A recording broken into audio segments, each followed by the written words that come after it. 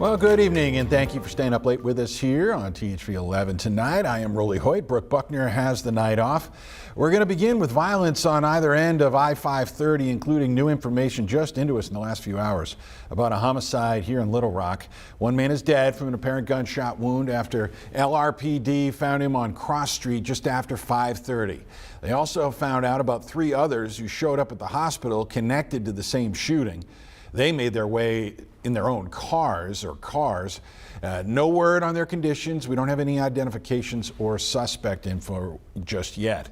Now to the south in Pine Bluff, a woman is dead and a man apparently living with her will soon be locked up after Pine Bluff police responded to a domestic disturbance this morning. It happened around 10 at an apartment complex on West 13th. Officers got no response when they arrived. They soon learned that 54-year-old Melvin Sanders had barricaded himself inside. After 3 hours, negotiators got him to come out. They got him to the hospital with what they call a self-inflicted wound to the hand, and then soon found 43-year-old Yashika Morris dead inside that apartment. Sanders will face capital murder charges when he gets out of the hospital.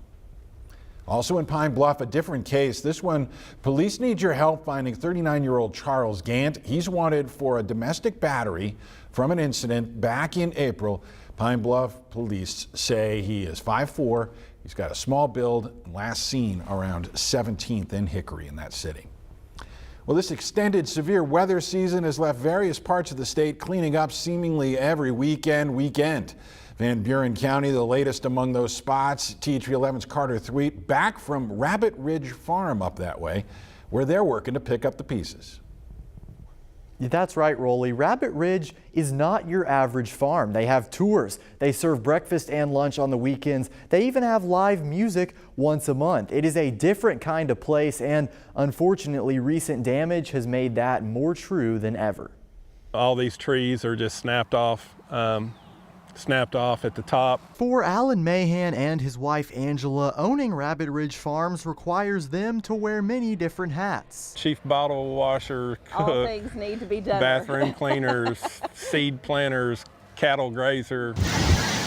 But after storms knocked down several trees and severely damaged the farmhand's house on property, they've got even more work ahead of them in the future. Getting the trees cleaned up, fences repaired, getting a roof back onto our home down there.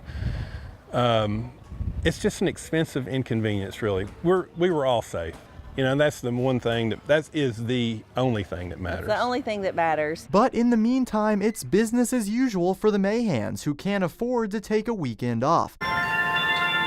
So Saturday morning, they served brunch like they always do to a community that has their backs. Multiple friends and family that show up and just show up and say, "What do you want me to do?" We're very fortunate. We're very thankful. Very thankful. And the answer to that question, what can you do? The Mahans say the best way to support the farm is to do what so many others have done already. Just show up with a smile and preferably ready to eat. Our mission is to create community through food and agriculture, and we feel the love from our community. We really do. And I gotta confess, I couldn't say no to a little brunch while I was there, and I can confirm it was very, very good, and it was all made right there on the farm. If you're interested, the address and the hours for Rabbit Ridge are now on our website, thv11.com. Carter, thank you. Keeping him fed, and he had a wonderful day for a picnic lunch up that way. Simone Thomas this weekend has looked great. Got a nice break from all the severe weather this past week. How are we shaping up heading into Sunday? Sunday looking to be pretty similar to today, and even your Monday going to be on a nice note as well. Now, right now, we're wedged in between some high pressure to our west and that storm system to our east. That storm system was what brought us a little bit of the rain and some of those storms we saw yesterday evening, now producing severe weather for portions of Georgia. But again, that high pressure off to our west is really what's going to be our driving factor for the next day to 2 days. As that draws closer to the natural state, we'll see those winds calming down by tomorrow. tomorrow. Right now, already starting to see clear skies across the state as the last of that cloud cover pushes east as well. Now for your Sunday, we're going to start out on a sunny note, but we're going to bring some of those clouds back by Sunday afternoon and evening. Still tracking mainly sunny conditions, but again, those clouds are going to be returning by the afternoon with temperatures in the lower 70s. Now we'll stay dry Sunday and Monday, but Tuesday is the day we're going to see some scattered rain coverage, and even the rest of the week looks pretty active. But we'll talk more about this active pattern and what's on the way in your 11-day outlook, so make sure you stick around. Simone, thank you. A perfect day makes for a perfect performance up in Fayetteville for the two Arkansas Diamond teams. Nick Luttrell is up there with a recap.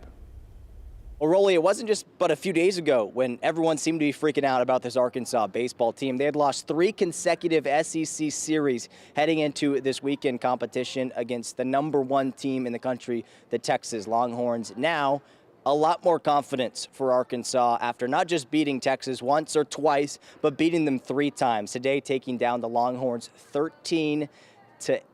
It was a win in which, of course, they beat the #1 team in the country, but it was also a win against the Texas Longhorns. We all know the rivalry in football, in basketball, and the rivalry was certainly present in baseball with how these two teams played, with the swagger, with the intensity that both of these teams played with, and then the fans brought the energy as well here at Baum-Walker Stadium. We'll talk so much more about this win, what it means for the Razorbacks, and about Arkansas softball coming up a little bit later tonight in sports.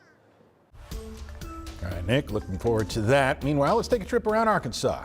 It's one of the state's leading nonprofits launching a new community-driven initiative called Harvesting Hope.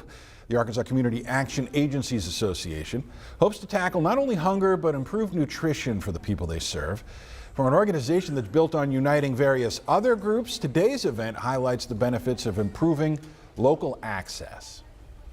We are really wanting to showcase how we can come together as a community to help those that are in need by working with local congregations, local churches in the community. We're excited to do some really great work in growing capacity of congregations specifically across the state to do some life-changing work. This is indeed life-changing because federal surveys in the last few years rank Arkansas near the bottom when it comes to the number of people who worry or go without meals because of their finances. Meanwhile, over at War Memorial Stadium, UAMS holding the Be a Part of the Cure Walk for the 5th time. Participants supporting cancer patients, survivors, and families by high-stepping it around the stadium and the field. As you can see here, no shortage of support both in the stadium and outside, with organizers saying about 1,800 people took part in both a 1K and a 5K walk. They helped raise nearly $500,000. Well, it's really heartwarming because I think what we're finally doing, and it's been a while, we're building it, we're touching the community, and we're addressing the community needs. They want to come together, they want to hear about great research, they want to have hope in the future, so we're providing all of that. And another year for growth for the event, helped very much by that nice weather. This is amazing. It's also really kind of heartbreaking as well. You know, you're seeing a titan of an industry stepping down. That is a surprising announcement from the business world today as billionaire Warren Buffett announced his retirement from his company Berkshire Hathaway. The man known as the Oracle of Omaha for his decades of investment success always said he never planned to retire, but at the annual shareholders meeting today, the 94-year-old announced his time has come.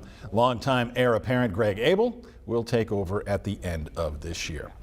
Meanwhile, passengers flying to or from Newark Liberty International Airport in the New York City area are experiencing long delays and cancellations. The airport's been hit by disruptions all week, first by equipment failures and now by labor problems. About 1 out of every 5 air traffic controllers has walked off the job in protest. The escalating problem is escalating frustrations for travelers, especially after United, which has a hub there at Newark, has had to cancel about 35 flights a day. That's super concerning. People travel for so many reasons, whether it's for fun, for emergencies, for work. We never know why somebody's on an airplane, and so it's essential. In all, there have been at least 800 delays and 150 cancellations at Newark since Tuesday. President Trump defending his tariffs and economic policies, all as he faces criticism for a social media post in which he's dressed as a pope. CBS News' Christian Benavidez explains how that provides the backdrop for proposed budget cuts that are in the works. Going into the weekend, President Trump continued to defend his tariff and economic policies, despite a positive jobs report showing the U.S. added 177,000 jobs last month. There is mounting concern among economists that his newly imposed tariffs may lead to a recession. The president remained optimistic in an interview on NBC News. There are many people on Wall Street say this is going to be the greatest windfall ever happened. And that's my question, Remember the this. long term. Yeah. Is it okay in the short term to have a Remember recession? this. Look, yeah, everything's okay. What we are, I said, this is a transition period. I think we're going to do fantastically. The administration is also pushing for more cuts, including the elimination of the National Endowment for the Arts. This comes on the heels of an executive order seeking to eliminate government funding for National Public Radio and the Public Broadcasting Service. The administration is gearing up for a budget fight that aims to drastically cut non-defense spending by $163 billion for fiscal year 2026. The proposal includes an increase for defense spending by 13%. Most government agencies would see cuts by about 35%.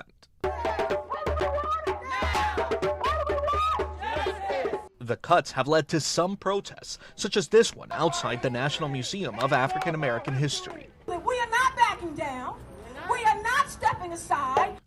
Late Friday, the president posted on social media an AI-generated image of himself dressed up as a pope. Many Catholics took to social media to call the post insensitive and offensive. The conclave, in which cardinals will elect a new pope, gets underway on May 7th. Christian Benavidez, CBS News, Miami. A possible explanation for the papal post. Earlier in the week, the president joked about taking the job when asked by a reporter about who he would like to see be the next pope. In case you missed it, rapid growth in Saline County has them developing a long-term plan to secure affordable and sustainable drinking water for the future. County leaders have been talking about the day when residents in the expanding suburb break away from the current provider, Central Arkansas Water. Well, those talks have turned into action as a local independent water board has secured $125 million of an estimated $175 to $180 million that would be needed to complete construction of a new water pipeline that would draw water from the Ouachita River. So by doing this, and as cheap as we can, when we start paying in 3 years, give or take a year, we'll have a set amount. And then after that, as our growth goes up, that money is going to come down because we own it. 3 years into the project, though, the pipeline proposal drew opposition from property owners surprised to find surveyors plotting its course across their land. The independent board says they've since worked to clear up any confusion and they have more public meetings scheduled. UA Little Rock picked up a major money infusion this week, setting the table for increases in student aid and resources. The Wingate Foundation awarding the university $7.5 million to launch what it calls the Enduring Opportunities Scholarship Fund. At yesterday's announcement, we heard from the school chancellor as well as the student body president, and she tells us without opportunities like these, she may never have been the body president or even attended UA Little Rock. I'm a first-generation college student, and due to scholarships like this here at UA Little Rock, I was able to pursue a bachelor's degree and graduate soon as well, and that just opened so many doors for me. We are all about addressing the barriers that students may have to getting an education in the first place, and affordability is really a national issue. $2.5 million of the donation will be used for recruitment. The other $5 million goes into an endowment to augment established programs like their Trojan Guarantee and their school's half-off scholarship program. Another gorgeous Sunday is in store for Central Arkansas. We're going to see those highs climbing to the lower and middle 70s under mostly sunny skies. Winds are calming down as well. So if you didn't enjoy today, go outside and enjoy tomorrow. A detailed look at the rest of the week is coming up after the break.